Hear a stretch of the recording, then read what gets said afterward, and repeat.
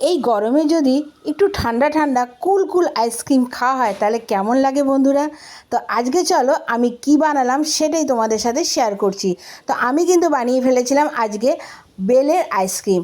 তো বেলের আইসক্রিম বলো বা কুলফি বলো, যেটাই বলো না কেন, রেসিপিটা কিন্তু তাড়াতাড়ি দেখে নাও। প্রথমে দেখো, একটা বেল তো অবশ্যই লাগবে, সেটাকে ভালো মতন বার করে ছেঁকে নিয়েছিলাম সামান্য একটু জল দিয়ে। এবার অন্যদিকে বসিয়ে দিয়েছিলাম খানিকটা দুধ, ওটাকে কিন্তু একটু খানিকটা ঘন হলেই হবে, খুব ঘন হবার প্রয়োজন নেই। এবার দুধটা যখন মোটামুটি জাল দেওয়া হয়ে যাবে তখন কিন্তু তার মধ্যে কয়েকটা জিনিস আমি অ্যাড করে দেবো। একটা মিক্সিং বলে নিয়ে নিলাম প্রায় 10-15টার মতন কাজু বাদাম। এরপরে দিয়ে দিলাম 10 টাকা দামে আমুল দুধের প্যাকেট। তারপরে দিয়ে দিলাম 1 থেকে 1.5 চামচের মতন কাস্টার্ড পাউডার। প্রথমে এ কটা জিনিসকে একটু পেস্ট করে ডাস্ট করে নেব, তারপরে এর মধ্যে দিয়ে দেবো আন্দাজ মতন চিনি। এরপরে যখন সব কটা জিনিস একদম ভালোভাবে ডাস্ট হয়ে যাবে, যে দুধটা আমি জাল দিয়েছিলাম তার মধ্যেই কিন্তু আমি সব কটা জিনিস দিয়ে দেবো। তো তোমরা কিন্তু দেখতে পাচ্ছ দুধটা কিন্তু আমি জাল দিচ্ছিলাম সেই অবস্থায় কিন্তু দিয়ে দিয়েছি। তো এটা যদি একটুখানি দলা পাকিয়ে যায় তাতে কিন্তু ভয়ের কিছু নেই, কারণ এই দুধটা ঠান্ডা হয়ে গেলে কিন্তু আমি আবার একটা মিক্সিং বলে দিয়ে ভালো মতন একটু মিশিয়ে নিতে হবে। আর যেহেতু এখানে কাস্টার্ড পাউডার আছে, দুধটা কিন্তু এমনিতেই একটু ঘন হয়ে যাবে। এবার দুধের সম্পূর্ণ জিনিসটা একটা মিক্সি বাটিতে নিয়ে তার মধ্যে মিশিয়ে দিলাম খানিকটা মিল্ক মেড।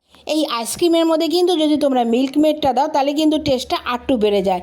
এরপরে দিয়ে দিলাম 1 চামচের মতন ফ্রেশ ক্রিম। এরপরে যেটা আসল জিনিস সেটাই আমি এর মধ্যে অ্যাড করব। এরপরে দিয়ে দিলাম বেলের সেই পানাটা, যেটা আমি আগের থেকে সুন্দর করে ছেঁকে রেখেছিলাম।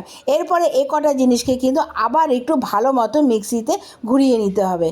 এরপরে যেই পাত্রের মধ্যে তোমরা আইসক্রিমটা জমাবে তার মধ্যে অল্প অল্প করে দিয়ে বেশ 7-8 ঘন্টার জন্য ডিপ ফ্রিজে রেখে দেবে। তো দেখবে বন্ধুরা, দারুণভাবে এই আইসক্রিমটা জমেও যাবে আর খেতেও কিন্তু দারুণ হয়। তাহলে এত গরম থাকতে তোমাদের চিন্তা কিসের, বাড়িতেই বানিয়ে ফেলো না এরকম একটা আইসক্রিম। আর আমার এই আইসক্রিমের রেসিপিটা যদি তোমাদের ভালো লেগে থাকে তাহলে কিন্তু এটা তোমরা বন্ধুদের সাথে শেয়ার করে দিও, যাতে এই গরমে সবাই একবার হলেও বানিয়ে খেতে পারে।